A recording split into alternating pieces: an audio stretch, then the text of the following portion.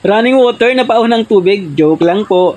Ayan, kahapon ay nandyan po kami sa Tala River sa Bailen, Cavite. Ayan, napakaganda nga dyan at meron din mga parte na malalim na kung saan ay pwede ka mag-dive. So pag-usapan na natin kung paano makakarating dito. Wasteable naman yung Tala River sa Bailen, Cavite. Ayan, pagdating mo nga dito, maglalakad ka lang naman more or less 5 minutes depende sa bilis mo. Ayan, at pagdating mo rito sa ibaba, bubungan na sa'yo ang mga basura. Basura! Ayan, yan po ay mga plastic bottles na mga naipon, na mga galing sa mga pinag-inuman na mga pumunta dyan. At ito na nga po ang ilog dyan, oh, di ba? Oh, running water nga yan. Oh, di ba? Kaya naman mag-enjoy ka talaga dyan. At sobrang lamig. Abay, oo nga. Talagang tanggal ang iyong ano dyan, ang iyong amats. Amats! Saan ang galing yung amats?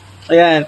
Kung kayo po ay nagtitipid at wala kayong masyadong budget, ayan, diyan na lang po kayo pumunta sa Tala River sa Bailen.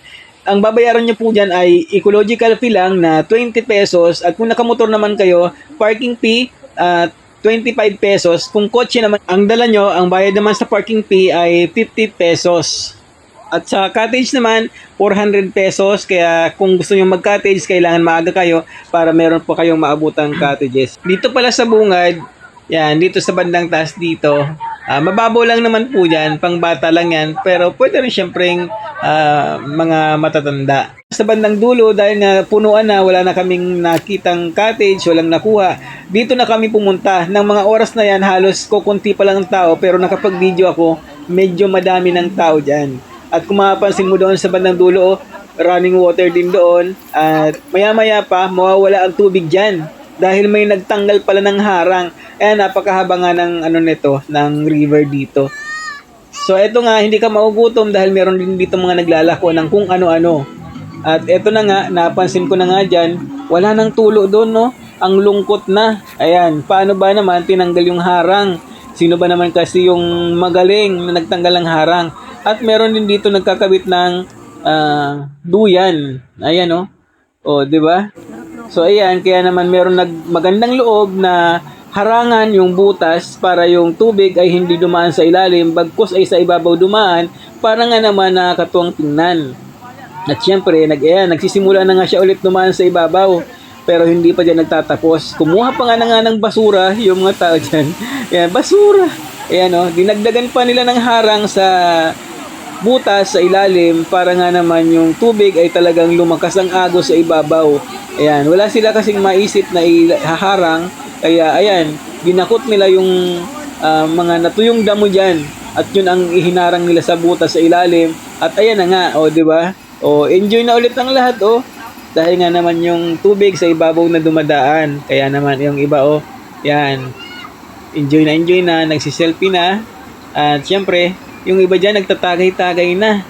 O, di ba? Napakahaba ng rito, ng pwede nyong pagliguan. Kaya kahit gaano kadami yung tao, makakaligo talaga. Yan, ang haba. At dito sa banda, dito sa may sa amin, dito kayo napapwesto, sobrang lalim po dyan. Kaya talagang hindi man lang ako naglakas loob na maglumusong. Pero dito ako nainggit kay kuya.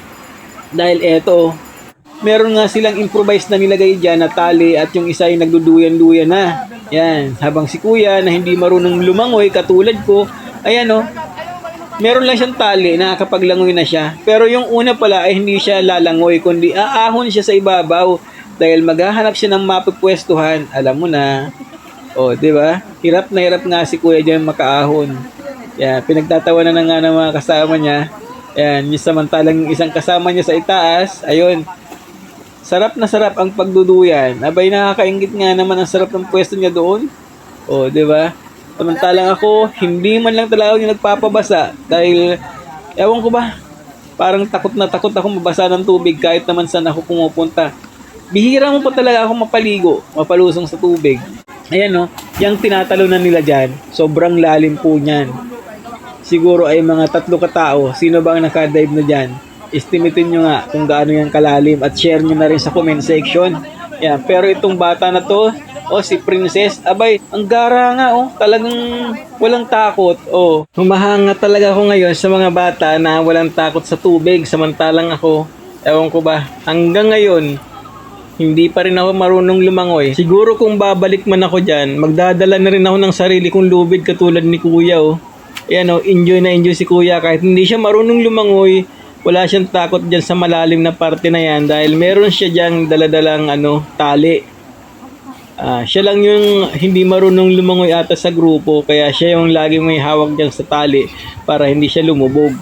Sana ganun din ako, ma-experience ko rin makalangoy dyan pero meron din akong tali. Hindi ba ng pagtawanan ako, makalangoy lang. O siya, tama na ang kwentuhan, ahon na para makauwi na. Yun, hanggang dito na lamang po ang ating video at syempre bago umuwi, yan, kain muna tayo dito sa Maragondon sa May Bukal. Ayan, napakasarap nga ng mga tusok-tusok nila dyan. Yan, hanggang dito na lamang po ang ating video. Maraming salamat sa panonood. Happy Easter po. God bless.